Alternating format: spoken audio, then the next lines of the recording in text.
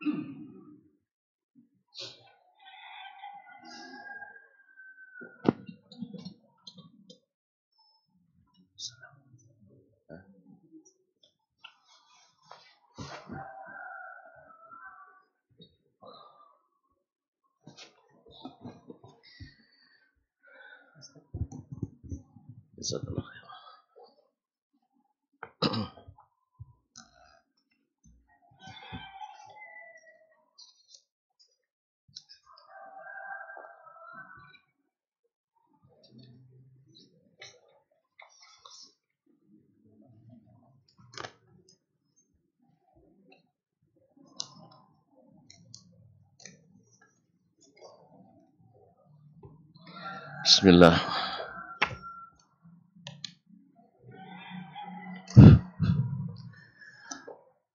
Assalamualaikum warahmatullahi wabarakatuh.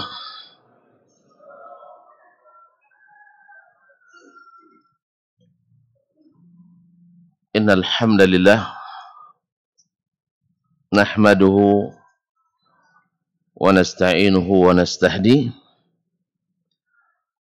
wa nastaghfiruhu wa natubu ilaih wa na'udzu billahi min syururi anfusina wa sayyiati a'malina may yahdihillahu fala mudilla lahu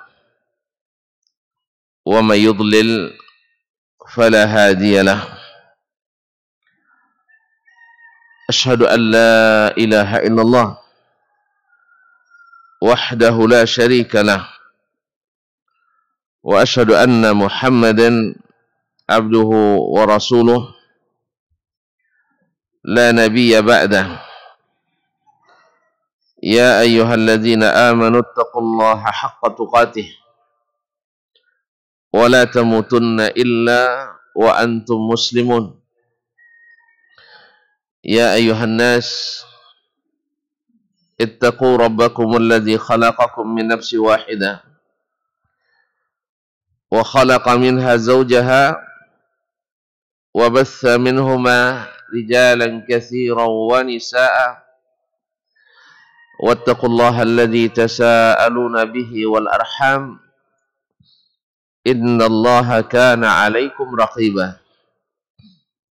Ya ayyuhalladzina amanu taqullaha wa qulu qawlan sadida yuslih lakum a'malakum wa yaghfir lakum dhunubakum wa may yuti'illaha wa rasulahu faqad faza fawzan 'azima. Amma ba'du fa inna asdaqal hadithi kitabullah wa khairal huda huda Muhammadin sallallahu alaihi wasallam wa syarrul umuri muhdatsatuha wa kullu muhdatsatin bid'ah wa kullu bid'atin dhalalah. Bapak-bapak dan ibu-ibu, saudara-saudara dan saudara-saudari serta adik-adik dan anak-anak yang saya muliakan, yang saya hormati, yang saya cintai, para alim ulama, cerdik pandai, tokoh adat, tokoh masyarakat, khususnya yang hadir pada kesempatan ini di Masjid Riyadhul Jannah. Saudara-saudara dan saudari. Oh, namanya matikan, hidup nih.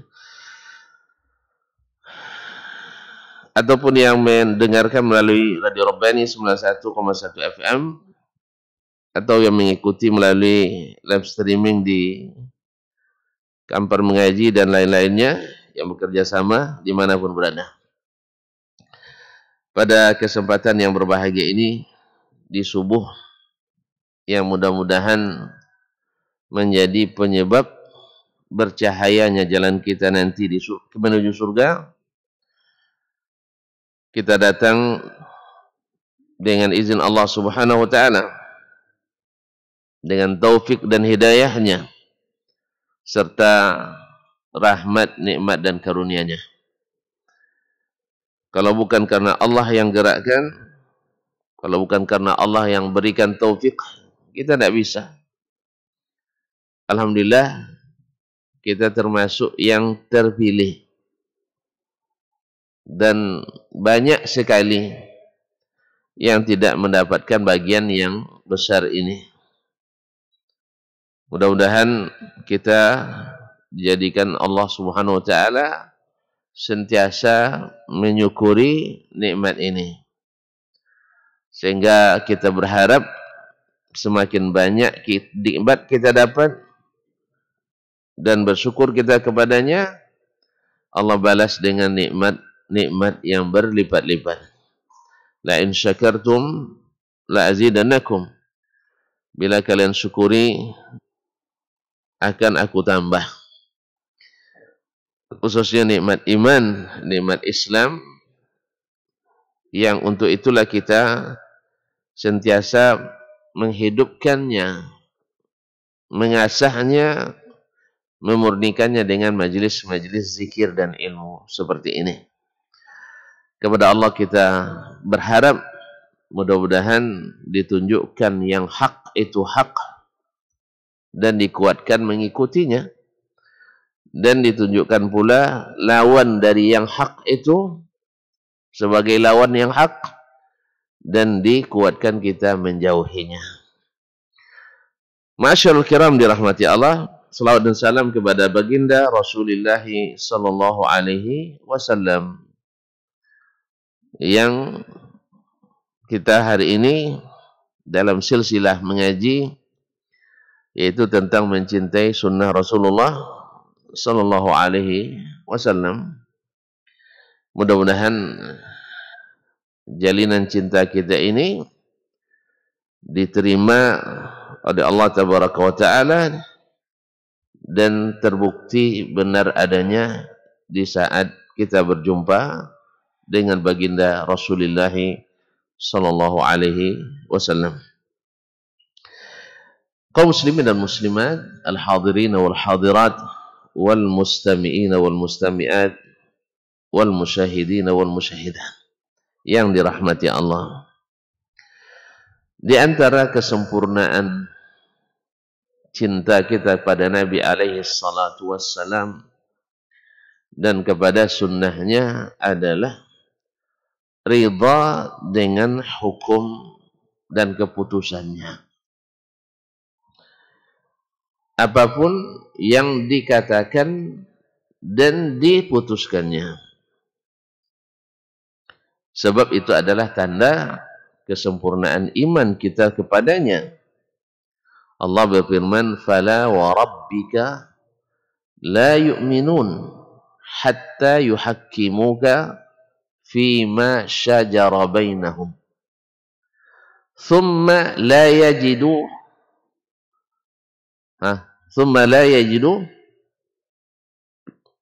Naam, sambung. Fi anfusihim harajan mimma qadaita wa yusallimu sambung taslima. Naam. Demi Rabbmu, mereka belum beriman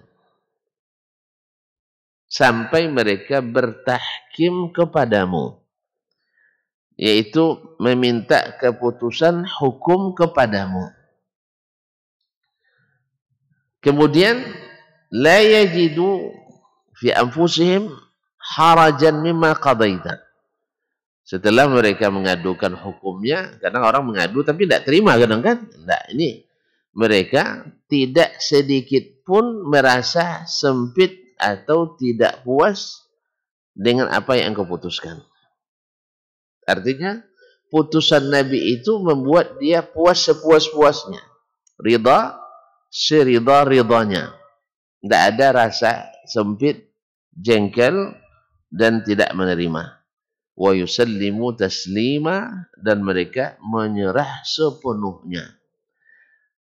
Jadi bukan hanya sekedar ngadu ke Nabi di masa hidupnya atau ngadu ke sunnah Nabi. Oh ya ngadu, cuman pas keputusannya tidak menyembelah ke kita, kita merasa tidak terima. Lalu merasa tidak puas, akhirnya mencari keputusan kepada yang lain. Ya, zaman Nabi kan tidak mungkin lah. Tapi zaman kini mungkin sekali. Lihat sunnah rupanya tidak sebelah kita ini. Berarti cari keputusan yang lain. Kaum muslimin dan muslimat dirahmati Allah SWT. Ada beberapa kasus terjadi di zaman Nabi SAW. Dua orang hamba sahaya, seperti yang diriwayatkan oleh Imam Al-Bukhari dalam As-Sahih, pergi menyanguk air. Tahu menyanguk? Tidak tahu menyanguk? Tidak tahu juga. Apa bahasa? Itu bahasa Indonesia itu. Buka apa? Kamus besar bahasa Indonesia. Sanguk. Ayo. Tidak tahu? Subhanallah. Tentu sudah siap biasa pakai bahasa asing. Itu masalahnya. Nah. Tidak tahu Pak Imam. Menyanguk. Tidak ya?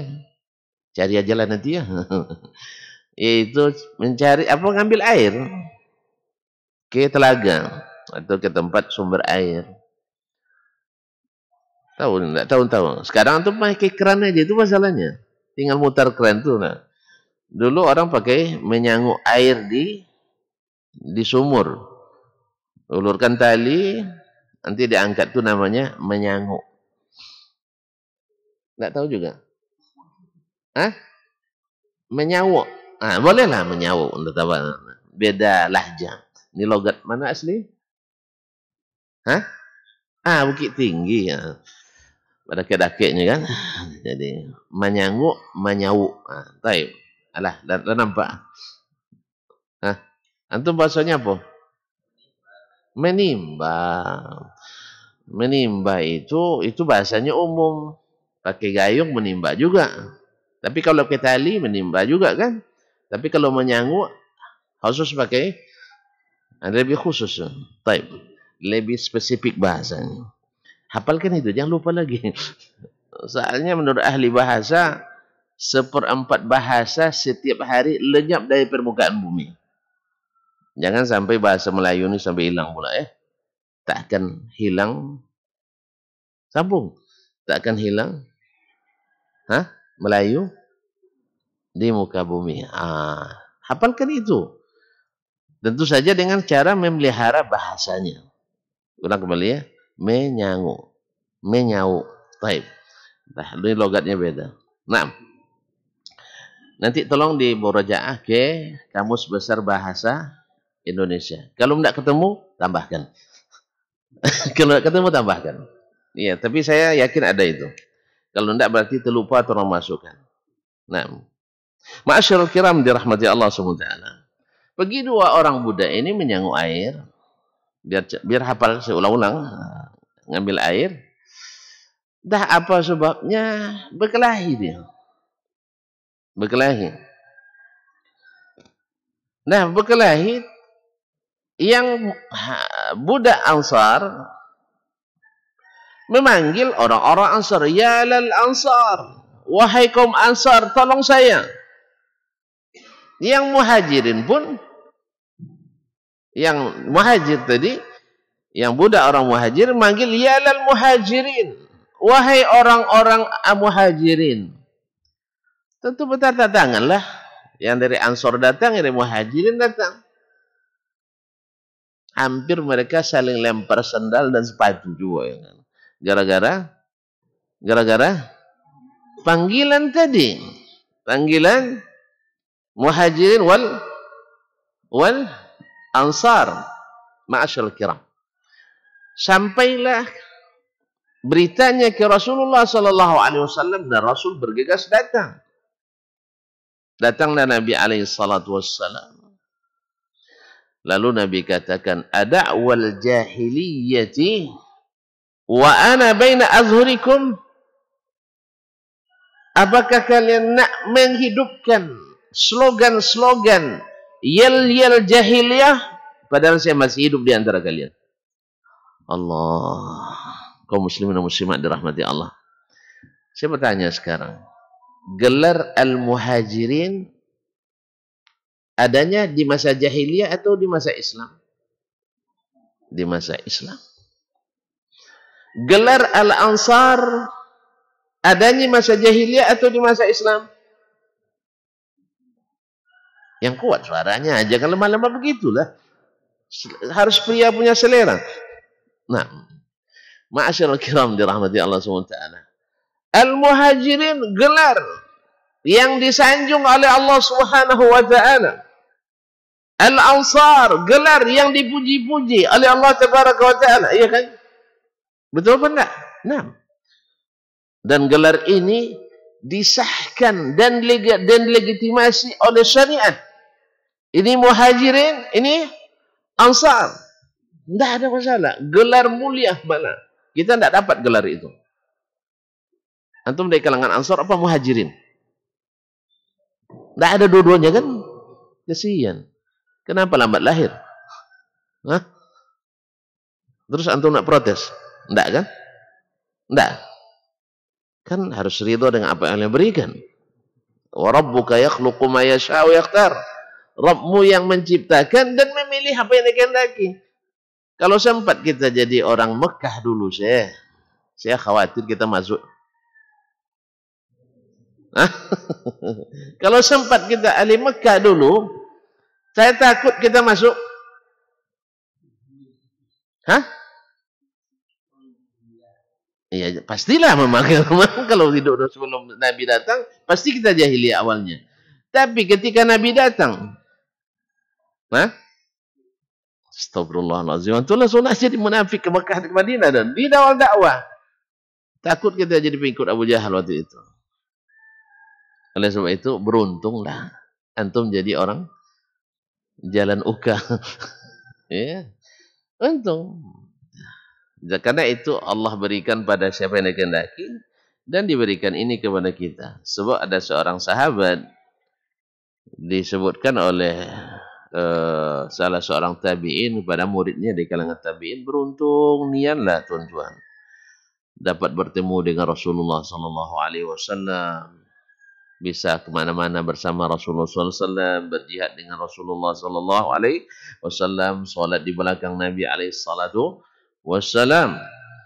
Lalu dia bilang, Imran bin Husain ini, dia bilang, ya bunayya, la tatamanna syai'an qad afakumullahu min. Jangan kamu berharap-harap sesuatu yang Allah sudah selamatkan kalian dari ujian itu. Walaqad ra'aituna, kami menjadi saksi langsung, yaitu nu'minu bi Rasulillah atau nattabi'u Rasulullah sallallahu alaihi wasallam wa qila lana inna aba'akum fin nar. Ya, atau kama qala, kami hidup di masa Nabi dan ikut mengikuti Nabi alaihi salatu wasallam, tapi ayah kita dibilang masuk neraka katanya. Berat enggak Ustaz? Antum ikut ana, lalu ana bilang ayah antum di neraka. Marah enggak? Syekh. Hah? Padahal kita baru saja hidup di lingkungan ini meyakini sepenuhnya bahwa ini yang benar. Mana ada orang menjalani suatu tradisi, kebudayaan, kebiasaan dari nenek moyangnya lagi, guru-gurunya, buya-buyanya, kiai-kiainya, tiba-tiba datang satu orang yang bernama Muhammad sallallahu alaihi wasallam. Lalu semua itu katanya salah. Bahkan tidak tanggung-tanggung. Ayah saya mau terima? Mau enggak? Belum merasakan. Untung tidak merasakan itu. Untung kita tidak merasakan. Tapi kalau jangankan ayah kita, guru kita aja disalahkan orang. Antum rajin ngaji dengan Ustaz Dasman, tiba-tiba ada yang kritik di medsos. Ustaz Dasman itu tidak ada apa-apanya. Ngajinya belepotan. Baca kitabnya tidak pandai. Hanya kitab terjemahan. Orangnya bodoh. Suka antum tidak? Saya jawablah. Kalau masih suka berarti belum cinta antum dengan saya. Orang kalau sudah sayang sama gurunya, antum pernah berguru? Tidak ada guru yang antum sayangi? Tidak ada ya? Kasihan. Ya, saya kalau ada guru saya, misalnya buya kami Muhammad Nur Mahyuddin, rahimahullah ghafarallahu, wa taqammad wasi' rahmatihi. Buya godang kami dulu di pondok pesantren Darun Nahdhah. Saking hormatnya kami, catat dia, saking hormatnya kami, ini perut dah kebelet mau ke sungai ini, karena memang WC itu di WC terpanjang sedunia. Di Sungai Kampau. Ya, kan memang terpanjang di Indonesia Sungai Kampar ini. Makanya WC-nya terpanjang sedunia. Nampak beliau di ujung sana, dari tepi air lagi, tepi Sungai Kampar. Awak dari sini, jarak setengah kilometer, terpaksa balik lagi. Sembunyi. Saking hormat dan takzimnya kepada beliau. Berselisih, apa maksudnya? Berselisih jalan aja, takut. Apalagi berselisih paham. Ya, berselisih jalan aja, takut. Apalagi berselisih paham. Tiba-tiba datang Ustaz Ilham Nena dari jauh-jauh dari sana, dia bilang, "Sebaca kitab Buya antum yang antum banggakan itu tidak ada apa-apanya. Anak TK juga bisa menulis kayak gitu, kira-kira antum terima?" Saya terima. Kan kalau guru saya dibilang anak TK, berarti saya anak PAUD. Iya kan? Iya, guru saya aja, Buya Godang, orang sekampar, bahkan serius hormat ke beliau, karena pesantren tertua di dunia, bukan di dunia, di Riau, kan di Kampar, di Riau. Bilang Kampar pula. Tertua di Riau. Dan orang hormat semua kepadanya. Itu pejabat-pejabat tinggi di Riau itu dulu rata-rata murid beliau. Misalnya Rektor UIN Suska 3 kali berturut-turut itu murid beliau. Sebut namanya? Saya sebutlah. Enggak usah lah ya. Takut nanti rasis pula katanya. Baik kaum muslimin dan muslimat dirahmati Allah. Orang-orang hebat murid-murid beliau. Tentu bilang bukunya kayak tulisan anak TK, berarti saya anak PAUD. Atau mungkin belum lagi pandai, masih bayi tabung barangkali. Allah musta'an. Marah lah gitu. Begitu juga yang dirasakan oleh sahabat waktu itu. Makanya tidak usah kalian bercita-cita mendapat sesuatu ujian yang Allah sudah selamatkan kalian daripadanya. Kami kami beriman pada Nabi, tapi ayah kami dibilang masuk neraka. Mau masuk di sini bukan masuk seperti maksudnya terancam masuk neraka, enggak.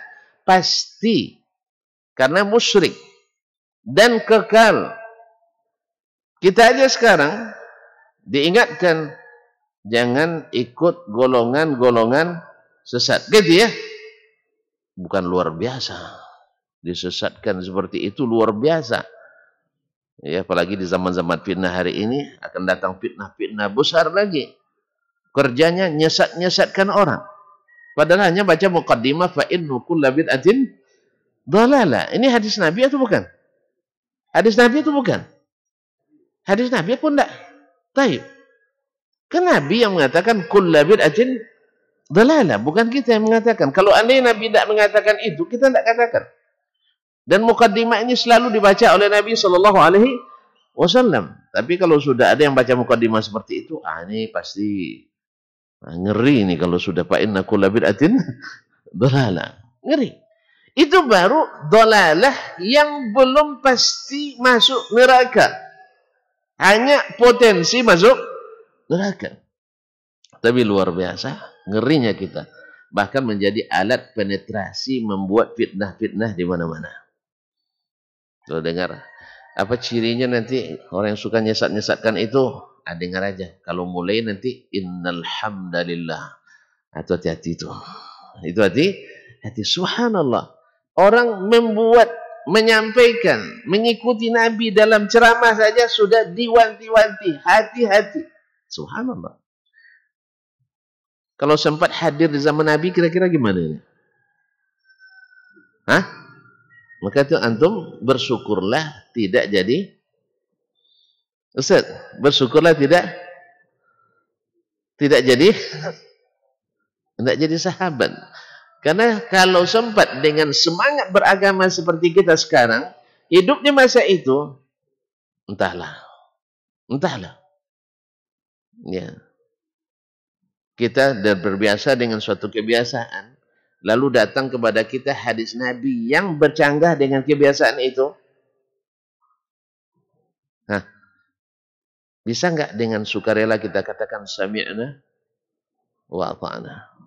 Paling hebat nanti kami dengar, tapi tunggu dulu, belum masanya. Kan itu ya, itu udah hebat tuh. Benarlah, itu sunnah Nabi SAW.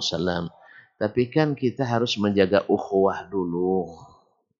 Ya, persatuan dan kesatuan umat lebih tinggi, harus diutamakan. Nanti kalau disebutkan ini, nanti rusak persatuan dan kesatuan umat. Padahal sebenarnya menganjurkan orang salat berjamaah saja rusak persatuan umat. Hah? Saya ulang kembali. Nampaknya tuan-tuan tidak mau ditanya pagi ini. Kenapa? Saya dulu, mohon maaf ya, dulu di masa kami masih tua-tua dulu. Antum belum lahir memang. Ya, antum lahir belum berapa? 99, memang belum lahir memang. Di masa kami tua-tua dulu, ya awal 90-an, mengajak orang ke masjid itu dianggap radikal.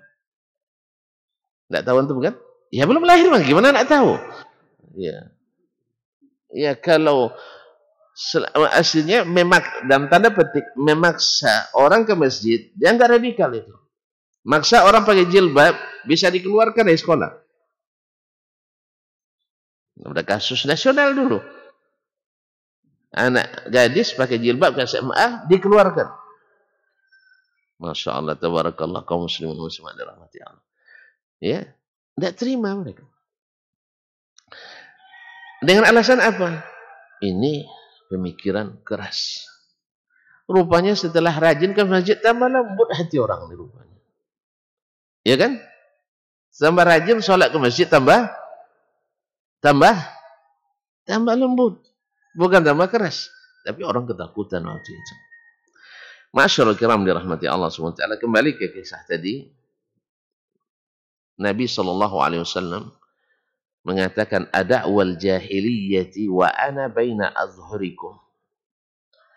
Apakah kalian nak hidupkan yel-yel jahiliyah, slogan-slogan jahiliyah, padahal saya masih hidup?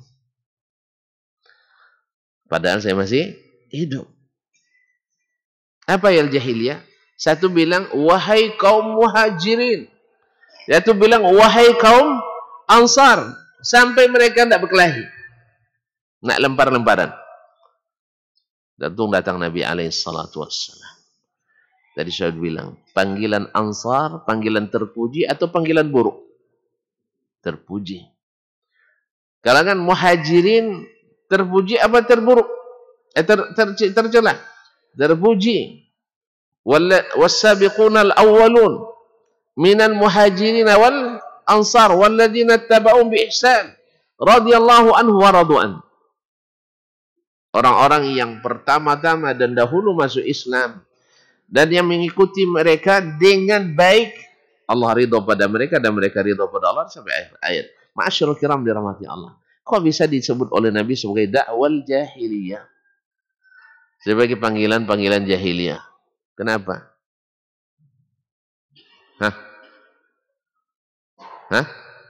Kenapa? Karena digunakan untuk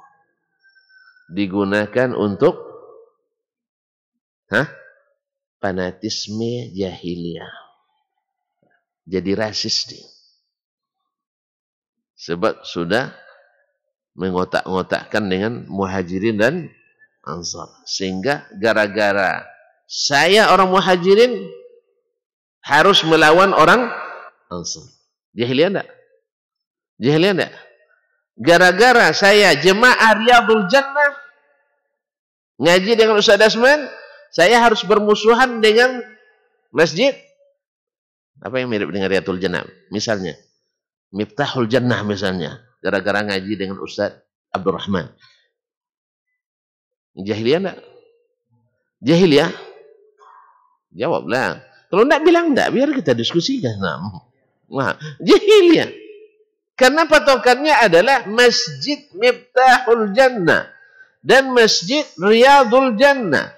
Kemudian Majlis Dasman Yahya dengan Abdurrahman Buya.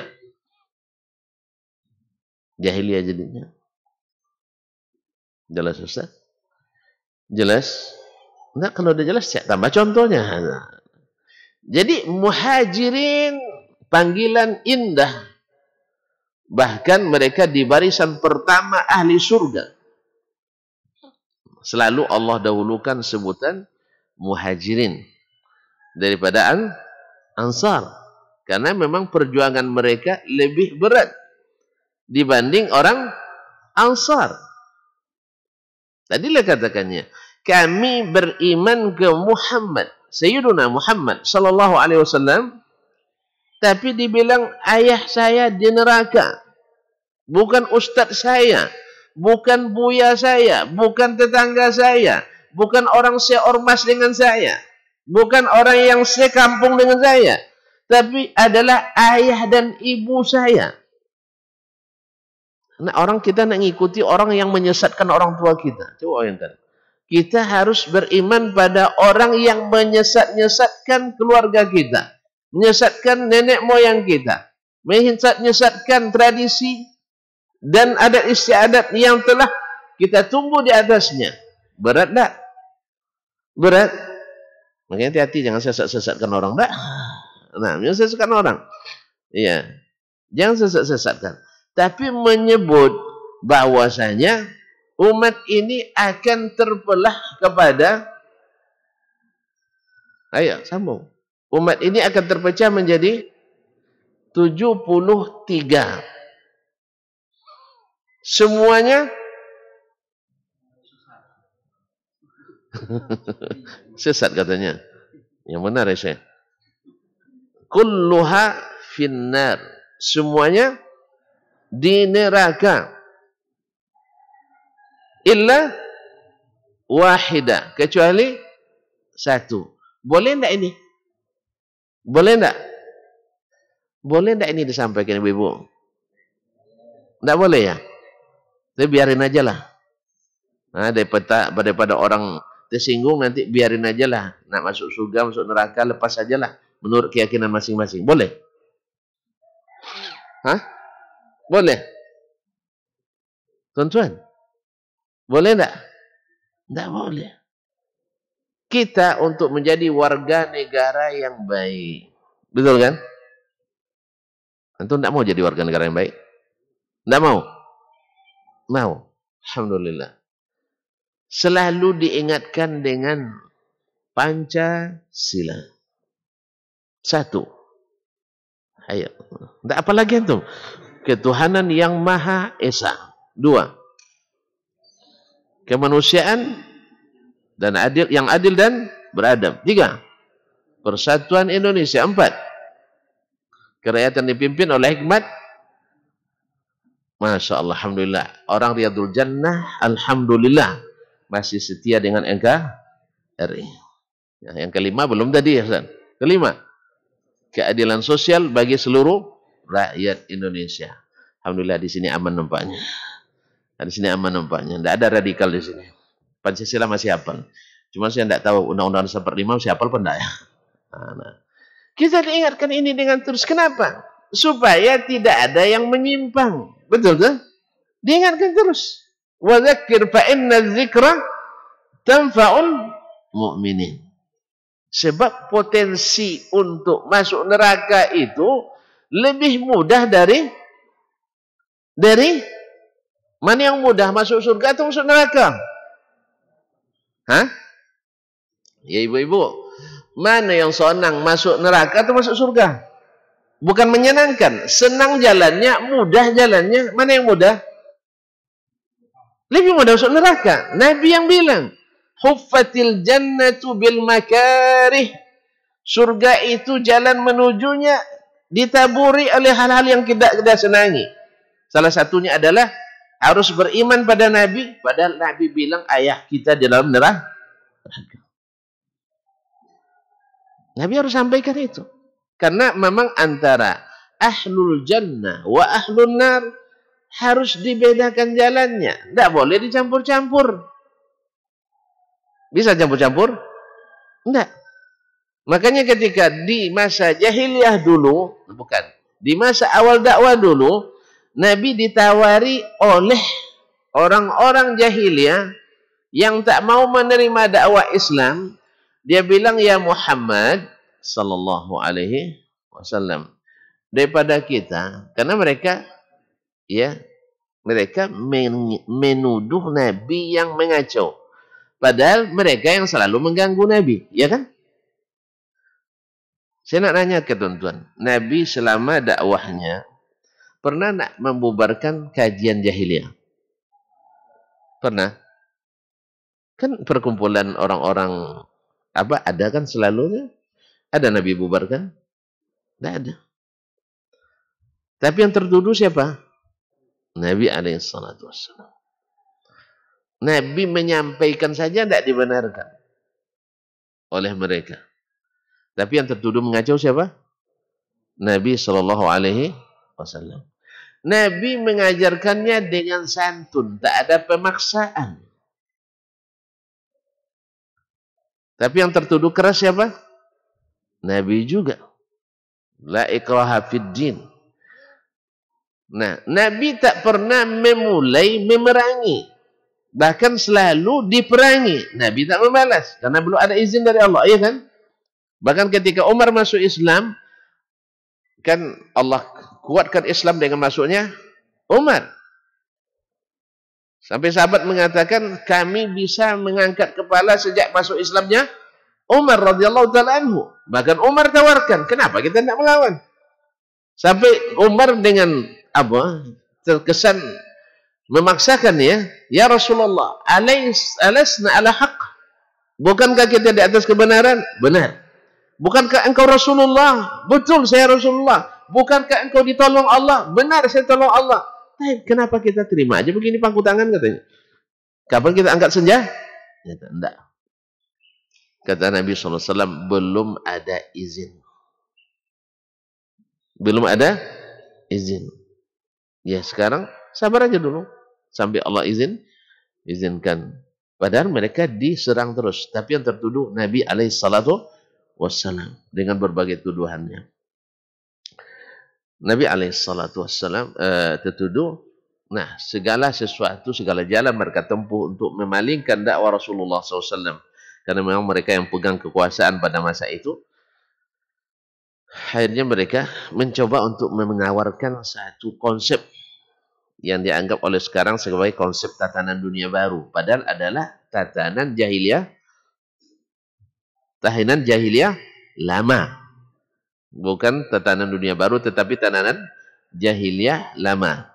Nah, yaitu apa konsepnya? Muhammad sallallahu alaihi wasallam. Daripada kita berkelahi terus, kan bagus bunyinya. Daripada agama ini menjadi sekat-sekat yang membatasi ruang-ruang kita. Ya, antara gereja dengan masjid, ya terkesan sangat kontras ya. Tidak bisa bersatu. Antara vihara dengan masjid, tidak boleh saling mengunjungi, saling membantu. Antara apa lagi? Bukan kanisat, apa namanya? Sebutlah saya, sinagog misalnya, tapi di Indonesia belum ada ya. Belum ada secara resmi. Apa lagi namanya saya? Sebutlah nama-nama tuh. Pura. Ya, pura bacanya, bukan pura. Pura itu dengan masjid seolah-olah berlawan terus misalnya. Bagaimana? Nah, ini tawaran jahiliyah. Bagaimana kita kerjasama aja agama ini, dikerjasamakan agama ini. Kalau bahasa lamanya berkolaborasi dan berelaborasi, ya, atau saling toleransi dan mengisi. Nanti khutbah Jumat kami kirim pendeta. Pas berkatan hari misa hari, misalnya hari apa? Jumat juga ya. Kami kirim Kiai Haji. Kiai Haji. Nah, yani kalau konsep jahiliyah dulu, na'budu ilahaka sana wa ta'budu alihatana sana. Kita ikut agamamu setahun. Lama tuh setahun, kan lumayan tuh. Untuk pembiasaan kan, supaya tidak terasa asing. Jadi kita ikut tauhid setahun. Habis itu kamu ikut agama kami pula setahun, menyembah Tuhan-Tuhan. Kalau kamu kan satu, kami banyak. Intinya kita bertauhid setahun, syirik setahun. Coba bayangkan kaum muslimin dan musliman. Tawarannya bagus supaya tak saling menghujat lagi. Kan mereka bilang saling menghujat. Nabi bukan menghujat, Nabi menyampaikan kalamu Rabbi. Inna Quraisyan mana'uni an uballigha kalama Rabbi. Orang Quraisy melarang saya menyampaikan firman-firman Allah. Padahal Nabi tidak pernah memaksa. Yang mau masuk, yang tidak ada masalah. Tapi mereka melarangnya dengan keras. Nabi SAW dapat tawaran itu. Beliau tunggu Allah sendiri yang jawab. Karena Nabi tidak bisa bercakap kecuali dengan wahyu. Lalu Allah turunkan tegas sepanjang sejarah. Dalam masalah agama. Qul ya ayyuhal kafir. Katakan, hai Muhammad, wahai orang-orang kafir. Ya Allah yang suruh Nabi bilang, hai orang-orang kafir. Karena mereka mengaku jadi orang kafir. Mereka bilang, kafarna bima ursiltum bih. Kami kafir kepada kalian apa yang kalian bawa. Bukan kita yang kasih gelar. Mereka yang memilih tapi itu. Tapi kalau tuan-tuan tidak mau disebut kafir, tidak apa-apalah. Wahai orang-orang non-muslim. Tidak ada masalah. Karena memang selain Islam, yang non-muslim, ya, apanya? Konotasinya. Non-muslim maknanya, ya kafir. Sama juga kok. Tapi karena mau dihaluskan, tidak ada masalah. Wahai orang-orang non-muslim. Jasad ya, haluskan aja. Nah, kalau orang takut dengar kata-kata bid'ah, misalnya bilang non-sunnah. Selesai. Kan tidak masalah saja. Kalau bilang bid'ah kan keras, tapi bilang non-sunnah agak lebih keras. Baik, muslim. Jadi kata Allah, qul ya ayyuhal kafirun la a'budu ma ta'budun. Aku tidak akan beribadah kepada apa yang kalian sembah. Dan sebaliknya, wala antum abiduna ma a'bud. Kalian juga tidak akan mungkin melakukan itu. Masa bertauhid setahun bersyirik mana mungkin? Tidak mungkin. Kalau sempat kamu bertauhid dan rasakan manisnya tauhid, tak akan mau buat syirik lagi.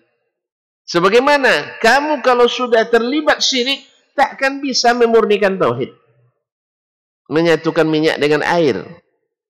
Bisa? Hah? Tidak bisa. Dengan kemajuan teknologi hari ini juga masih belum bisa. Memisahkan bisa. Memisahkan air dengan minyak bisa. Menyatukan? Belum. Bisa. Memisahkan air dengan ikan? Ya bisa. Hantu angkat aja ke darat. Tapi mati ikannya. Nah, kaum muslimin dan muslimat dirahmati Allah. Allah tidak terima pakai kalimat kunci atau kata kunci, lakum dinukum waliyadin. Jadi kaum muslimin dan muslimat dirahmati Allah, kalimat-kalimat ini datang dari Nabi SAW. Nah, sempurnanya cinta kita ke Nabi SAW. Menerima segala keputusannya. Kalau dia bilang ini, ya kita katakan. Kita katakan. Nah, harusnya orang yang tahu bahwa sesat itu berbahaya. Menyimpang itu menderita. Karena terpisah dari jamaah. Kan terpisah kita. Ini jalan Nabi, lurus. Tiba-tiba kita belok kanan sebentar. Terpisah enggak? Terpisah. Yang satu di exit 90 keluarnya. Yang satu di exit 111 misalnya. Yang satu dan seterusnya. Yang keluar dari jalan yang satu ini mesti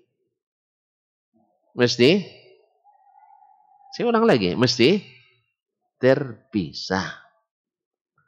Mesti terpisah dari jamaah. Karena Allah sebutkan wa anna hadza sirati mustaqiman fattabi'u. Sesungguhnya ini jalanku yang lurus, ikuti. Wala tattabi'us subula. Jangan ikut jalan-jalan yang banyak. Jadi yang disuruh ikut jalan banyak itu jalan sedikit. Jalan satu. Fatafarraqa bikum an sabilillah. Nanti kalian akan tercerai-berai dari jalan Allah. Berarti agama ini yang hak itu jalannya satu. Dengan firman Allah dan hadis Rasulullah sallallahu alaihi wasallam. Nabi bilang umat ini akan bercerai-berai menjadi 73. Semuanya terpisah dari jemaah kecuali satu. Yang seperti apa? Nabi sebutkan ciri khasnya orang yang beragamanya seperti saya dan sahabat-sahabat saya hari ini. Kalau misl, nggak ada beda syibih dengan misl. Kalau tasbih itu satu aja kesamaan dah cukup. Tapi kalau misl, mesti hampir semuanya mesti serupa. Di fulan mirip. Apanya mirip? Wajahnya. Tapi kalau serupa, sampai ke hidung, kakinya sama. Itu misl dengan syibih. Kalau tasbih itu boleh dengan salah satu dari sifat. Tapi kalau tamsil, semuanya atau hampir semuanya sama. Nabi memilih kalimat misl. Sama dengan riwayat hadis, man tawadda'a misla wudu'i hadha. Kemudian riwayat lain, nahwa wudu'i hadha. Ulama ketika membahas ini menyebutkan nahwa, mereka buat alasan kenapa menyerupai, apa istilahnya, nahwa, seumpama itu. Karena tidak ada kita yang bisa 100% seperti Nabi. Tapi dia oleh yang lain tidak. Riwayat lain menyebutkan ala misli. Berarti memang seperti itu betul kita berwudu. Supaya dapat pahala salat setelah itu 2 rakaat. Tidak berkata yang lain dalam salatnya kecuali salat, Allah ampuni dosanya. Jadi sunnah Nabi itu, sunat wudu itu. Bukan bid'ah Nabi, tapi sunnah Nabi sallallahu alaihi wasallam. Kaum muslimin dan muslimat dirahmati Allah. Jadi kalimat ya lal muhajirin, gelar-gelar yang baik itu tapi digunakan untuk sesuatu yang sifatnya kepentingan jahiliyah dilarang oleh Rasulullah sallallahu alaihi wasallam. Kalimat ahlus sunnati wal jamaah misalnya. Indah sekali. Sehingga semua ingin memakai istilah ini. Tetapi aplikasinya seperti apa? Ahlus sunnah wal jamaah. Karena yang disebut dengan al-jamaah itu bukan yang ramai. Tetapi yang di atas kebenaran. Apa ukuran kebenaran yang membuat kita tidak sesat itu? Nabi sebutkan. Nah, taraktu fikum amraini in tamassaktum bihima lan tadillu ba'di. Aku tinggalkan dua perkara, takkan tersesat kalian selamanya bila berpegang kepada keduanya, kitabullah dan sunnahku. Ma'asyiral kiram dirahmati Allah SWT. Nah sekarang Nabi sudah putuskan bahwasanya umatnya ini akan terpecah belah. Karena memang tidak bisa dihindari setelah Nabi pergi. Ya, di masa Nabi tidak ada aliran-aliran agama. Ada? Tidak ada. Yang ada Muslim atau lawannya. Muslim atau non-Muslim. Kemudian setelah di zaman sahabat Abu Bakar, Umar, Utsman juga belum ada lahir aliran-aliran. Yang ada adalah semuanya ahlu sunnah. Tidak ada aliran-aliran keagamaan di masa itu. Khawarij belum ada. Syiah belum ada. Mu'tazilah belum ada. Qadariyah belum ada. Jabriyah belum ada. Semuanya ahlus sunnah. Makanya ulama mendefinisikan ahlus sunnah yang tidak mungkin ada khilaf di dalamnya, yaitu adalah as-sahabah. Yang disebut dengan ahlus sunnah yang hakiki itu adalah as-sahabah radhiyallahu anhum. Sebab apa? Tidak ada satupun mereka yang ikut dalam aliran-aliran yang lain. Semua mereka ahlus sunnah. Oleh sebab itu, kalau nak jadi ahlus sunnah, barometernya adalah lihat bagaimana sahabat Nabi SAW. Lihat keyakinannya, lihat ibadahnya, lihat muamalahnya, lihat akhlakul karimahnya. Di situ kan akan terjadi, akan ditemukan ahlus sunnah yang hakiki itu. Ikuti mereka. Alhamdulillah sudah jelas diriwayatkan kepada kita dalam kitab-kitab para ulama-ulama hadis bagaimana mereka salatnya, bagaimana mereka wudunya, dan mereka mengikut Rasulullah SAW. Tentu saja dengan syarat-syarat mesti riwayatnya sampai kepada kita melalui jalur yang sahih, yang sabit. Sebab hadis tidak dijamin Allah terpelihara, tapi Al-Quran dijamin. Makanya harus dipastikan kesahihannya. Kami tidak pandai, kembali kepada ulama-ulama yang Allah berikan kemampuan untuk itu. Alhamdulillah Allah kirimkan Al-Bukhari, Muslim, Abu Dawud, At-Tirmizi, An-Nasai, Ibnu Majah, Ahmad, dan lain-lainnya. Ada mereka yang mensyaratkan sahih, berarti sudah selesai pembahasannya. Sahih Bukhari, Sahih Muslim, ikuti.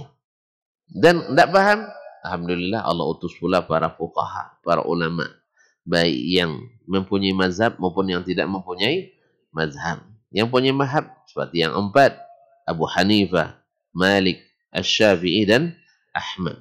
Mereka itu semua boleh diikuti dengan catatan mereka bilang mereka tidak maksum. Mereka sendiri yang bilang, bila kau temukan pendapat saya bercanggah dengan hadis Nabi, buang pendapat saya, ikuti hadis Nabi. Makanya mengikuti mazhab 100% tidak akan boleh dan tidak ada yang bisa. Siapapun yang berkoar-koar mesti satu mazhab, dia tak akan pernah bisa melaksanakan satu mazhab. Ya misalnya kita Indonesia ini, ya dibuat patokan ahlus sunnah itu mesti mazhab fikihnya Syafi'i. Kalau sempat ini diterapkan oleh kita, tidak mau keluar sedikit pun dari mazhab Syafi'i, nanti pas tawaf itu berkali-kali 7 putaran 70 kali wudunya nanti. 7 putaran 70 kali pula wudunya. Apa sebab? Sebab orang ramai dipegangnya tangan istrinya. Menyentuh istri menurut mazhab Syafi'i, Ustaz, batal wudu. Kalau itu tidak boleh saya pegang, lepas istrinya, hilang pula. Tidak jadi tawaf. Akhirnya timbul fatwa yang pokoknya pas tawaf mazhabnya pindah. Ya akhi, tidak ada yang mewajibkan, dalil yang mewajibkan mesti untuk ikut Syafi'i. Syafi'i sendiri tidak mau itu. Makanya mereka semuanya menyuruh kita ikut dalil. Taib. Dan kalau sempat semuanya nak bertahan di mazhab Syafi'i, tidak ada kita yang bisa belanja di supermarket. Tidak ada. Karena yang bai'ul mu'atad itu dan mazhab Syafi'i haram. Jadi harus satu-satu beli. Belilah 2 kilo bayar, selesai. Beli pula kentang sekilo bayar, selesai. Kalau antum belanja di supermarket gimana? Bawa 2 gerobak kan? Ya. Nah, kemudian pakai kartu kredit pula. Sok-sok kayo gitu. Pada ngutang. Iya kan kartu kredit katanya kaya, padahal ngutang.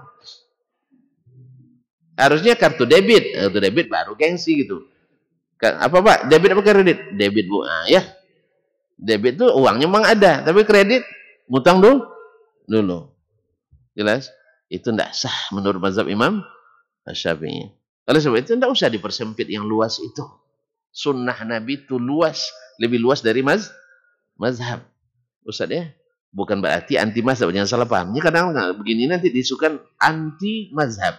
Padahal awak ngajar kitab-kitab mazhab. Belajar dulu kitab-kitab mazhab, sekarang ngajarkan kitab mazhab. Bukan anti, tapi ikut imam-imam mazhab itu dari awal sampai akhir, yaitu fatwa mereka semuanya. Bila bertentangan hadis dengan pendapat saya, ikuti hadis Nabi Sallallahu Alaihi Wasallam. Jelas? Ya kalau tidak jelas, ikuti aja lah, itu maksudnya. Tapi kalau jelas bertentangannya, kenapa diikuti? Tapi kalau tidak, itu sampai ilmu kita sampai di situ, jadilah kita muqallid, karena taklid itu juga boleh. Jangan kata kepada Imam Syafi'i, taklid ke dasman aja boleh. Ya, sempat di suatu daerah itu orang yang paling alim yang diikuti oleh masyarakat hanya dasman, boleh tidak taklid ke dasman waktu itu? Antum nak melawan saya rupanya. Antum boleh ya, Syekh. Sepakat ulama mengatakan itu. Pahami dulu baik-baik ya. Beliau belum paham. Saya yakin tidak paham. Ana tinggal di kampung terpencil. Namanya Suboji, tahu? Cari peta nanti. Tidak terpencil ke kota itu, ibu kota Muara Jalai itu. Saya tinggal di sebuah kampung, misalnya. Satu-satunya ulama, bukan ulama, penuntut ilmu lah, lebih pasnya. Antum nanti tidak terima saya sebagai ulama kan? Ya, Ustaz tidak punya sertifikatnya. Ya, oke lah. Sebagai penuntut ilmu, tamat Darun Nahdhah, kan sudah berilmu tuh kan? Ya Syekh, nanti saya laporkan sama kawan-kawan saya, alumni ini. Tidak diakunya Darun pesantren tertua di Riau. Tamat Darun. Alhamdulillah sudah belajar kitab-kitab fikih sudah, Nahwu Sharaf sudah, Alfian Malik sudah hafal dulu dan dah tamat juga syarahnya Ibnu Aqil. Kemudian dengan dari dasar-dasar sudah. Oke, usul fikih sudah. Sharaf sudah, balaghah sudah, ya. Tauhid sudah. Ya, Kifayatul Awam, Sunan Hamidiyah dan seterusnya sudah dulu, Ummul Barahin. Ya, kitab-kitab sifat 20 dah hafal. Itu masih hafal enggak? Enggak kan? Inilah. Coba baca sifat 20. Enggak hafal? Enggak bertauhid itu. Masih hafal alhamdulillah. Di kampung itu enggak ada penuntut ilmu kecuali saya. Semuanya orang Islam nih. Enggak ada penuntut ilmu. Paling tinggi yang situ hanya dasman. Itu pun tamat Darun Nahdhah. Jadi sudah tamat Darun, ya sudah berilmu. Jelas ya? Tapi jangan bandingkan saya dengan Syafi'i. Itu lecehkan saya nanti. Untuk kampung itu jelas. Paham sampai di situ? Saya yang paling alim. Nah orang di situ tak ada yang pergi belajar ke Darun pun tidak, ke sekolah lain tidak, hanya di kampung itu saja. Televisi pun tak ada kampung pun. TV pun tak ada. Dulu sekampung cik TV dulunya, dulu ya tahun 70-an. Sekarang bioskop mungkin tak ada mungkin. Masyaallah kiram dirahmati Allah. Jadi boleh tak orang kampung tuh taklid ke saya? Siapa yang bilang? Seluruh ulama sepakat itu. Sebab antum kemana perginya kalau tidak taklid kepada semua? Tidak ada ulama lain, tidak ada penuntut ilmu lain, antum juga tidak menuntut ilmu. Terus beragama ikut siapa? Ikut orang berilmu yang paling berilmu di negeri itu. Itu boleh, tidak ada masalah. Andainya di negeri tercinta ini, NKRI ini, tidak dipelajari kecuali mazhab Imam Asy-Syafi'i. Tidak pernah kita mengenali mazhab Abu Hanifah, tidak mengenal mazhab Maliki, tidak kenal mazhab Hambali, tidak ada Zahiri, tidak pernah kita pelajari itu. Boleh tidak kita taklid ke mazhab Syafi'i? Ya boleh, karena itu yang sampai ke kita. Salah sendiri, kenapa masukkan ilmu tentang mazhab lain? Berarti taklid itu bagi yang tidak punya kemampuan untuk ilmu, boleh saja. Jangankan taklid ke mazhab, taklid ke personal pun boleh. Supaya nanti jelas masalah ini, supaya tuan-tuan nanti jangan bilang, oh anti mazhab kita. Tidak, demi Allah tidak. Bahkan kita semua hari ini, tidak ada orang ulama hari ini yang di masa kita, kecuali semuanya lahir dari perut mazhab. Diakui atau tidak? Tidak ada yang bisa langsung mengolah sendiri. Semuanya lahir dari perut mazhab. Yang tinggal di Arab Saudi dan Timur Tengah, yang rata-rata mazhab yang diakui, yang bukan diakui, mazhab yang jadi dasar mereka adalah mazhab Hambali. Mereka lahir dari fikih Hambali. Kita yang di Nusantara, Asia Tenggara, rata-rata mazhab Syafi'i. Tanyalah, manapun pondok, mesti banyak fokusnya pada mazhab Syafi'i. Kecuali belakangan ini sudah ada pondok-pondok yang bersifat tidak terikat dengan mazhab.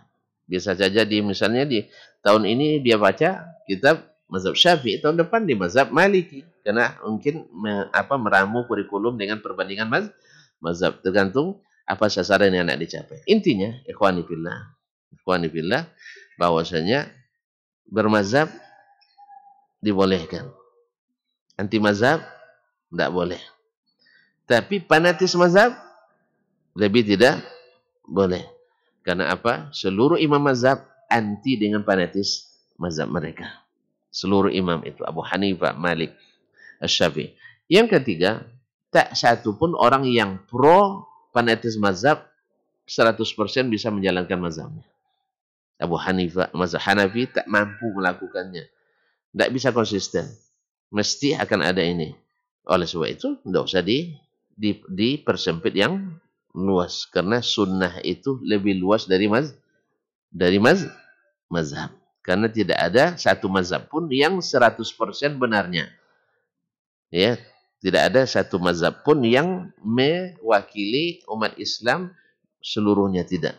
Di sini ada kelemahan, di sini ada kelemahannya. Kecuali seluruh mazhab itu sepakat. Suatu sepakat mereka, solat wajib itu 5 waktu. Itu tidak ada khilaf di antara mazhab. Ada khilafnya? Tidak ada. Bahwa puasa itu dimulai di bulan, sekarang tidak boleh puasa. Puasa wajib. Dimulai bulan Ramadan. Tidak boleh di bulan Zulhijjah. Itu sudah ijma'. Kemudian bahwa haji itu di bulan Zulhijjah pelaksanaannya, walaupun bulan-bulan haji sudah ada sebelumnya, karena ada hikmah dan seterusnya. Ini masalahnya sepakat seluruh mazhab. Alhamdulillah, kalau sepakat kita, masya Allah, sangat setuju. Sedikit yang perselisihkan. Kadang-kadang masalah sunat pula. Ini gara-gara masalah sunat membantah pula gitu. Itu masalahnya tidak bagus gitu. Ya, gara-gara masalah sunat. Misalnya saya sedekat beginikah, atau beginikah, itulah. Tengoknya. Kau tidak orang kita ini kan. Kau muslimin dan muslimat. Ini akibat fanatisme buta yang menyebabkan saling memusuhi di antara kita. Tidak. Makanya mazhab tidak salah, tapi menjadikannya sebagai teriakan jahiliyah seperti tadi, jadi keliru. Kalau muhajirin saja yang ditinggikan Allah tidak boleh digunakan untuk mengotak-kotakkan umat, apalagi nama-nama lain yang jauh di bawah itu. Seperti Syafi'i, siapa yang tidak Syafi'i keluar dari sunnah. Gimana kira-kira itu? Mengotakkan? Maka jangan-jangan ini termasuk jahiliyah. Tidak boleh kita lakukan. Tapi siapa yang tak ikut sunnah, keluar dari Ahlussunnah, mungkin tidak juga kita secara mutlak kita keluarkan. Tidak boleh kita keluarkan gara-gara dia misalnya meninggalkan satu sunnah. Oh ini ahli sunnah, tidak ahli sunnah. Tidak bisa begitu mainnya. Jelas kaum muslimin dan muslimat. Karena yang dilihat bukan afradul masail, bukan satu-satu masalah, tidak. Tapi adalah pada sesuatu yang mereka ahli sunnah ijma' padanya. Ahli sunnah ijma' padanya. Yaitu bahwasanya perkataan Allah dan Rasul mesti didahulukan dari perkataan siapapun. Ini ijma'. Siapa yang tidak melakukan itu, berarti manhajnya tidak manhaj al-sunnah. Jelas ya? Bahwa perkataan Allah dan Rasul mesti didahulukan dari perkataan siapapun. Ini manhaj ahli sunnah. Ijma', tidak ada khilafnya. Walaupun dalam praktek nanti ada khilafnya. Tapi, nah, siapa yang mendahulukan selain dari keduanya, perkataan imam, perkataan syekh, perkataan wali, dan sebagainya, berarti di sini dia manhajnya keluar dari manhaj al-sunnah. Tapi selama dia mendahulukan Al-Quran dan hadis, ya, dalam mengambil suatu pendapat, maka kita katakan dia masuk dari kawasan ahli sunnah. Kemudian terakhir, ini selalu menjadi fitnah yang terjadi, yang kadang-kadang yang marketingnya kadang orang-orang yang hebat-hebat, kadang marketingnya orang hebat-hebat, yaitu tuduhan yang tidak berdalil kepada ya yang membaca hadis-hadis seperti tadi. Ini orang ini menyesatkan. Bahwasanya siapa yang tidak sepaham dengan mereka pasti sesat dan masuk neraka. Masyaallah kiram dirahmati Allah. Pertama, saya katakan ini perkataan Nabi. Perkataan Nabi.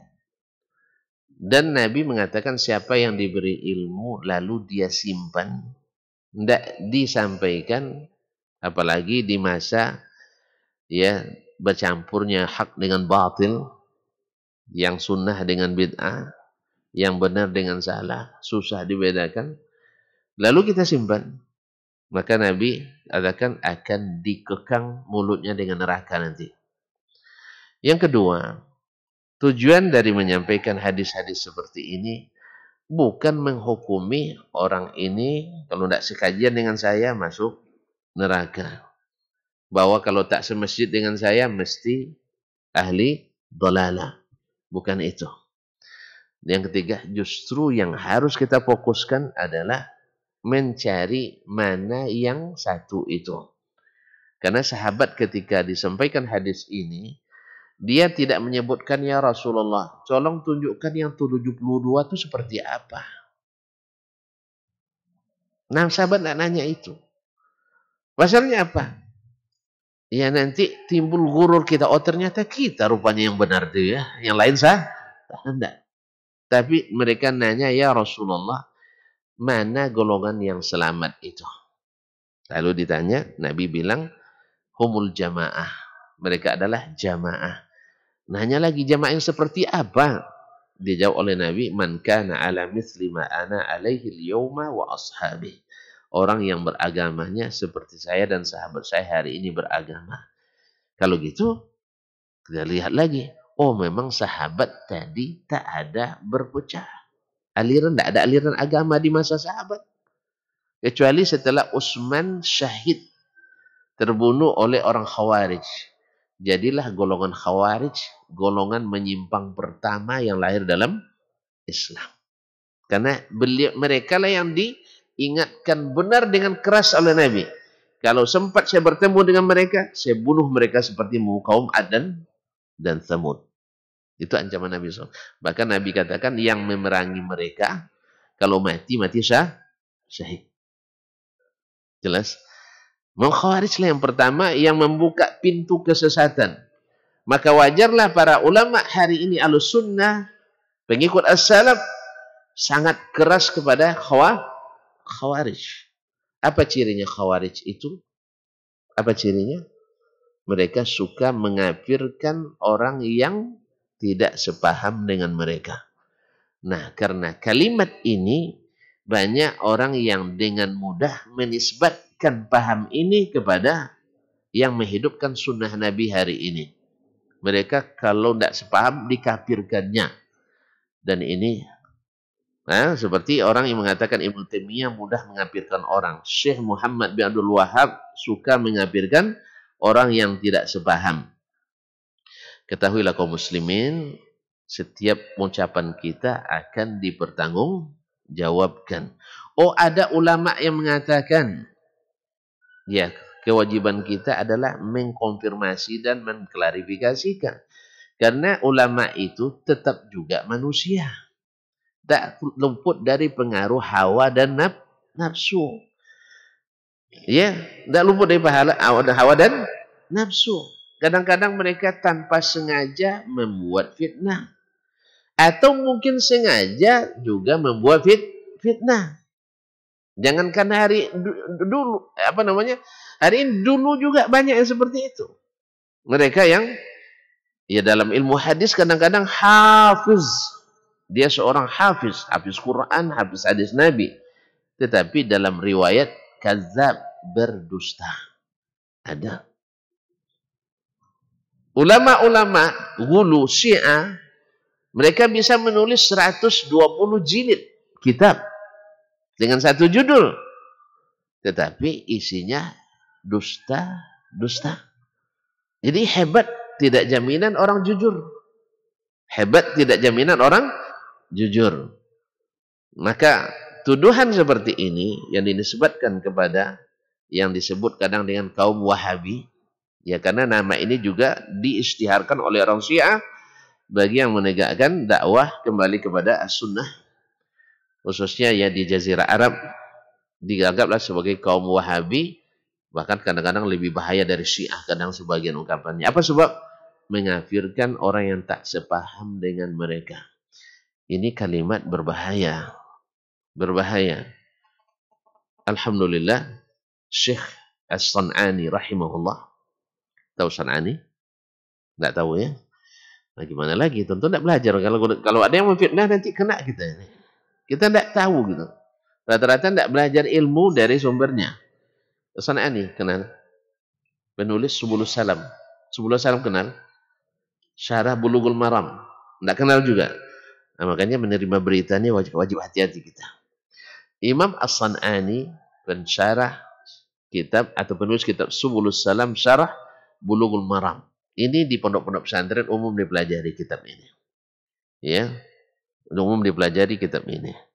Tadi kan para ahli fitnah tak sengaja atau karena taklid kepada sebagian ulama fitnah, mereka memfitnah bahwa kita dinisbatkan ini yang suka menyebut ini bid'ah atau yang pakai muqaddimah innal hamdah lillah, jadi fa inna kulla bid'atin dhalalah, ini suka mengafirkan orang yang tidak sepaham dengannya. Ini bahaya besar kaum muslimin dan muslimat. Sebab takfir itu ya justru kitalah yang paling takut mengafirkan orang.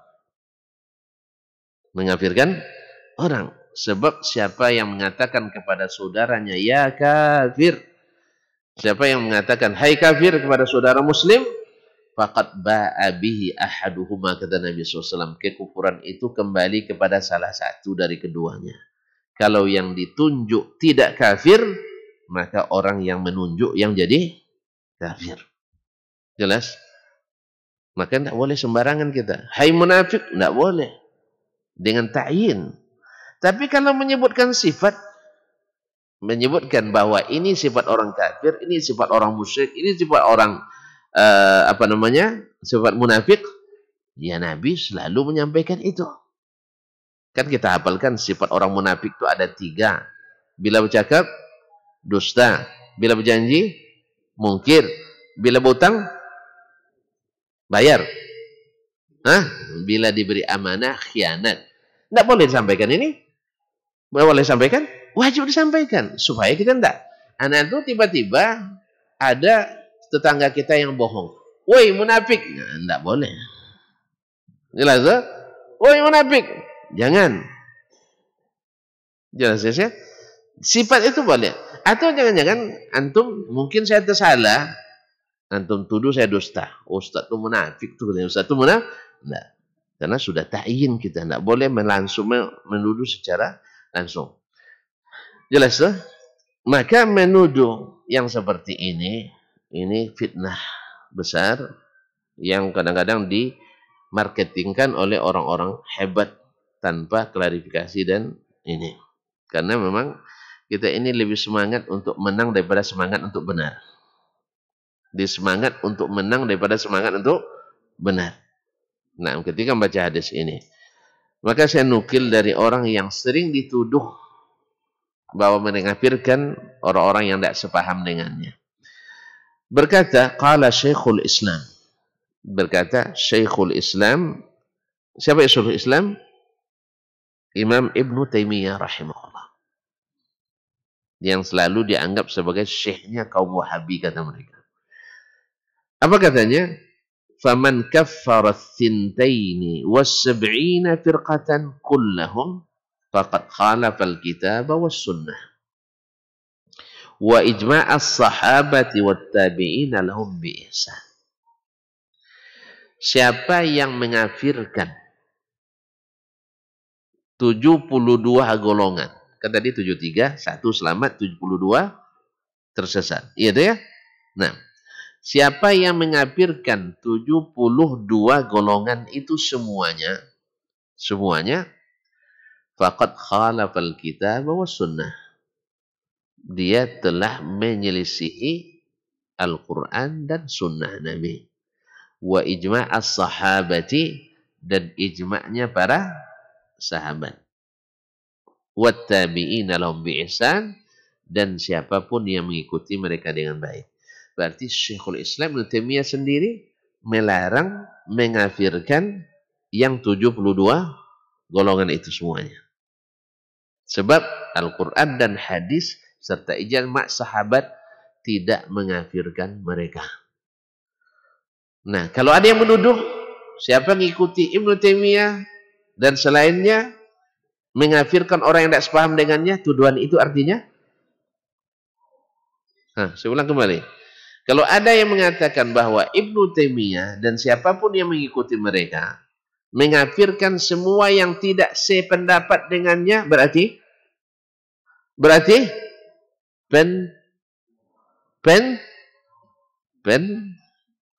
pembawa fitnah. Ini pembawa fitnah. Kalau dia tahu ini, tetapi dia tidak mempedulikannya, berarti sengaja berbohong. Tapi kalau dia tidak tahu ini, dia menukil dari seorang ulama, yang ulama tadi tidak jujur, berarti dia sudah menukil perkataan yang membawa fitnah. Maka yang berbohong dengan yang menyebarkan kebohongan, dosanya sama.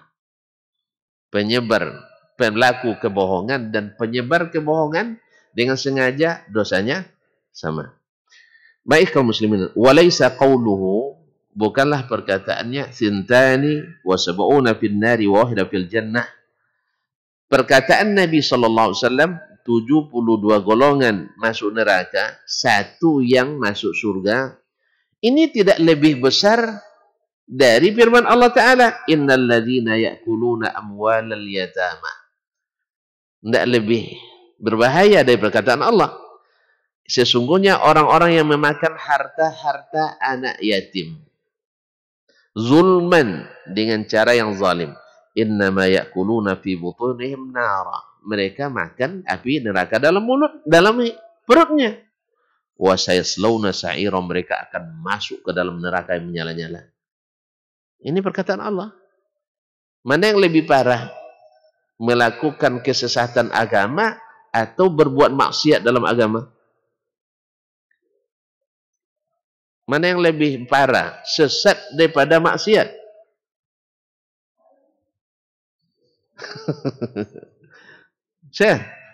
Mana lebih parah? Sesat atau maksiat? Sesat lebih parah lah. Makan harta yatim maksiat, tapi diancam neraka. Jelas tak? Masa Allah gitu sih katanya. Kan itu nanti jadinya. Masa Rasul begitu. Paham maksudnya? Ya, perkataan Nabi 72 golongan masuk neraka, tidak lebih besar daripada perkataan Allah yang mengatakan makan harta anak yatim secara zalim masuk neraka. Tapi apakah asal makan harta anak yatim zalim langsung masuk neraka? Keyakinan kaum muslimin tidak. Karena ini masih kembali kepada kehendak Allah. Kalau Allah kehendaki, Allah ampuni. Kalau Allah kehendaki, dia azab kita dan kita tidak kekal di neraka. Jelas? Atau firman Allah, "Wa may yaf'al dzalika udwanan wa zulman fasawfa nuslihi nara." Siapa yang melakukan kezaliman itu lagi secara melampaui batas dan zalim, maka akan kami masukkan dia ke neraka, dan itu semua bagi Allah mudah. Tapi banyak ancaman neraka dari Allah. Kenapa ketika ancaman terhadap yang sesat tidak boleh? Paham tuh? Maksiat-maksiat saja diancam Allah masuk neraka. Apalagi sesat. Karena jalan ke surga kan satu. Bila belok-belok terancam sesat. Jika di dunia juga kalau ambil jalan-jalan tikus, potensi sesat. Jelas tuh? Maka sesat ujungnya kemana? Tersesat tidak masuk ke surga. Ujungnya kemana? Ke neraka. Oleh sebab itu, kembali kita katakan, beliau terus melanjutkan panjang unukilannya. Intinya, kaum muslimin karena waktu kita batas, bahwasanya Syekhul Islam Ibnu Taimiyah dan mereka yang mengikutinya, ya seperti Ibnu Qayyim, Az-Zahabi, Ibnu Abil Hadi, kemudian dihidupkan kembali ilmunya oleh Syekh Muhammad bin Wahab dan mengikuti beliau, dan alhamdulillah juga kita mengikuti ilmu-ilmu yang diwariskan dari Rasulullah SAW, tetapi tidak mengatakan bahwa golongan itu dikafirkan. Jadi kalau ada yang mengatakan mengkafirkan, berarti telah menebar fitnah.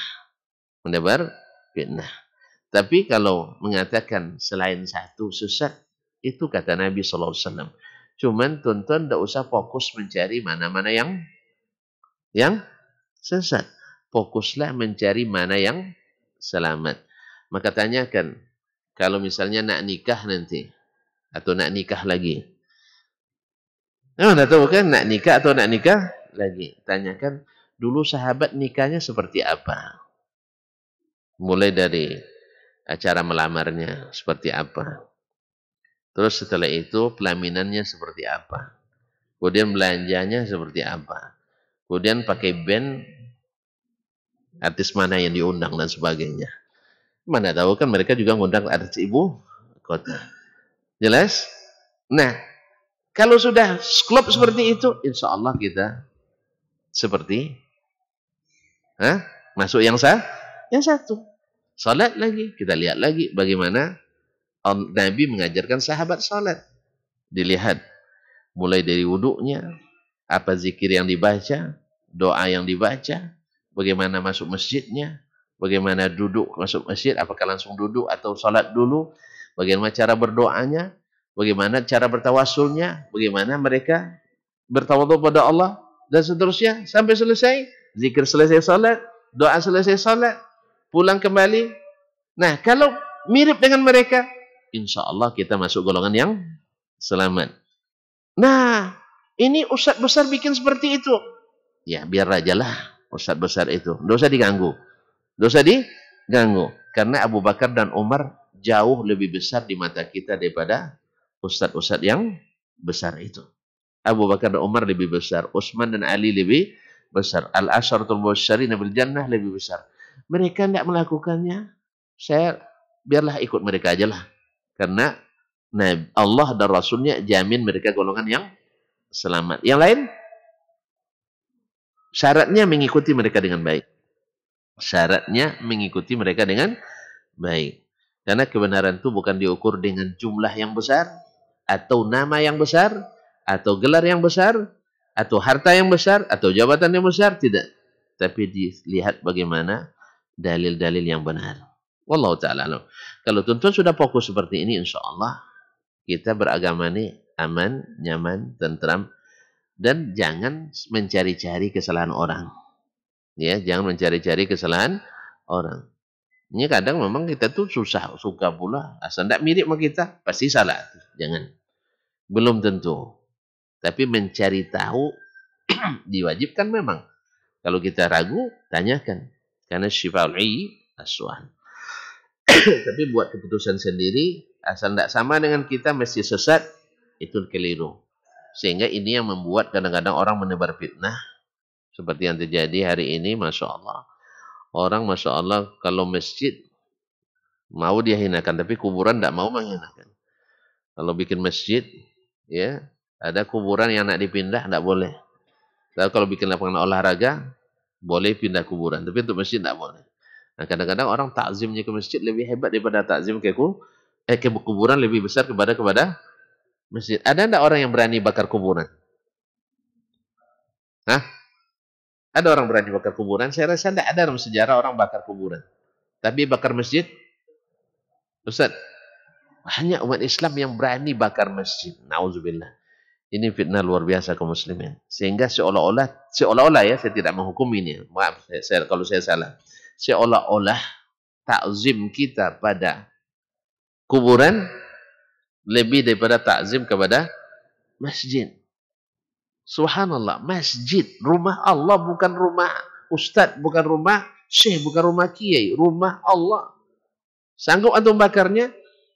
Kemudian banyak pula yang mancing di air keruh untuk memprovokasi, membuat provokasi. Harusnya ahlul ilmi, orang pendai, dakwah di saat-saat seperti ini menjadi penawar pendingin. Jangan justru menjadi alat penetrasi sampai-sampai mengancam ya harus dihapus dari permukaan bumi. Ini perkataan jahiliyah ini. Perkataan jahiliyah. Tidak bisa kita, sekalipun antum klaim antum yang benar, yang sesat-sesat ini kan tak bisa dihapus. Sudah hikmatullah, yang sesat pasti ada selalu. Bisa dihapus Ustaz? Orang kafirnya tidak dihapus Allah dari permukaan bumi. Apalagi orang-orang sesat. Lalu antum ancam dengan ini ujaran kebencian. Harusnya tidak keluar dari lisan-lisan orang beriman. Ini tanda bahwa iman sangat dangkal, ilmu sangat sempit, dan kesabaran sangat kurang. Harusnya di masa-masa seperti ini, kita menjaga kondusivitas, menjaga supaya stabilitas terjaga ya antara umat beragama dan internal umat beragama. Wallahu musta'an wa alaihi tuklan. Maka hindari hal-hal yang bersifat provokatif, tetapi tetaplah mengaji dengan aktif. Wallahu ta'ala alam. Kalau ada yang dipertanyakan silakan. Tapi yang tidak mau bertanya boleh pulang. Nah, karena waktu sudah lewat sekali. Tapi sayang kalau tidak lama-lama, sekali sebulan cuma tentunya. Kadang-kadang berhalangan pula. Bulan depan kemungkinan saya berhalangan. Kemungkinan, doakan aja tidak. Makanya saya jamak takdim dulu. Tapi kalau sempat nanti tidak jadi saya pergi, insya Allah akan tetap. Jelas? Baik. Tidak ada pertanyaan. Karena sudah lama sekali. Ya, sudah lama begitu, masa tidak jelas juga. Jelas kan? Jadi kalau ada yang memfitnah atau yang mengatakan bahwa kita mengafirkan semua yang tidak sepaham, ini adalah fitnah yang dipelihara atau dusta yang dipelihara. Mudah-mudahan umat Islam semakin cerdas dengan informasi. Karena alhamdulillah rujukan asli semuanya tersedia di sana sini. Tidak dengan fitnah. Karena memang ada kitab ditulis seorang ulama besar dulu di Mekah. Judulnya Fitnatul Wahabiyah. Setelah dibaca kitab ini justru pemicu segala fitnah di dunia Islam. Apa namanya kitab Fitnatul Wahabiyah. Seluruh ya permasalahan terjadi di kalangan umat Islam, terjadinya bakar-bakaran, banyak pemicunya dari kitab seperti ini. Nah, ini yang dijadikan dagangan oleh sebagian untuk menjegal kebenaran-kebenaran. Insya Allah, andainya yang kita dakwakan ini sesat, ini tak bisa dihapus dari permukaan bumi. Andainya ini. Karena akan eksis 73 itu ada selamanya. Sampai hari kiamat. Maka tidak usah berteriak-teriak sesuatu yang tidak mungkin. Ya, karena ini akan menimbulkan fitnah. Awalnya kita bisa berdampingan, tapi akhirnya nanti menjadi selalu saling curiga. Nah, dakwah-dakwah seperti ini kaum muslimin adalah dari orang-orang yang berhati tidak sehat, orang-orang yang berhati tidak sabar, ingin cepat mengambil momen dan menggunakan segala hal, menghalalkan segala cara dengan menghina, dengan mencaci, merendahkan, memfitnah dan sebagainya. Jadilah sebagai dakwah kepada kebaikan tanpa hujatan, tanpa fitnah. Dari pihak manapun. Dari pihak manapun. Baik yang merasa salah maupun yang merasa benar. Tetapi ketahuilah bahwa tidak ada golongan yang selamat itu kecuali yang mengikut as-sahabatu radhiyallahu ta'ala anhum. Karena ini yang dijadikan patokan oleh baginda Rasulullah sallallahu alaihi wasallam di saat membingungkan, rujuk sahabat Nabi alaihi salatu wasallam. Ya, bukan perkataannya aja, tapi sampai kepada yang mereka ijma' di dalamnya. Adapun ijtihad pribadi itu tidak menggambarkan manhaj sahabat secara keseluruhan kecuali tidak ada khilafnya. Kan ada sebagian berijtihad pribadi. Ya, misalnya Ibnu Umar di mana Nabi cebok di situ dia cebok. Kan ini ijtihad pribadi nih. Nah, jangan dijadikan itu sebagai manhaj seluruh sahabat karena hanya beliau yang melakukannya. Yang lain tidak. Jelas? Ya, di mana Nabi singgah pula di situ. Nama Nabi makan pula di situ. Itu tak tercela, tetapi itu bukan manhaj seluruh sahabat radhiyallahu taala anhum. Atau misal diriwayatkan nanti dari riwayat yang tidak sahih, amalan seseorang tak didukung oleh sahabat seluruhnya. Hanya ijtihad pribadi itu tidak menggambarkan manhaj sahabat secara keseluruhan. Wallahu taala alam wa sallallahu ala nabiyina Muhammad wasallam. Mohon maaf dan mohon maaf karena lewat ini. Saya siap didenda. Ya misalnya terdenda karena waktu terlalu banyak tambah sejam lagi. Enggak denda. Alhamdulillah kalau gitu. Terima kasih dan mohon maaf. Yang pemurah-pemurah tuan-tuan di sini. Terima kasih dan mohon maaf. Wa subhanakallah bihamdik. Asyhadu an la ilaha illa anta astaghfiruka wa atubu ilaik. Wassalamualaikum warahmatullahi wabarakatuh.